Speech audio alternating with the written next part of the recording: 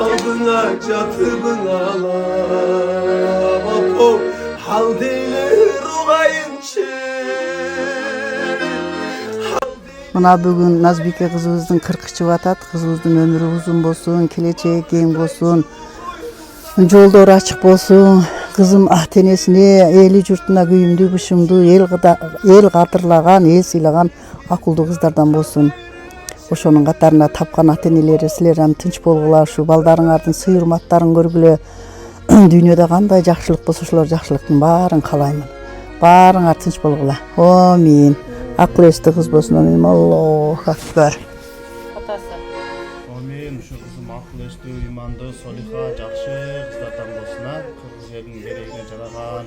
Ушунун аркасынан бизге уулдар келсин, кошкордой уулдар келсин. Ушу 4 кыздар. Амин. Амин. Амин. Аллаху акбар. Давай, Назырке.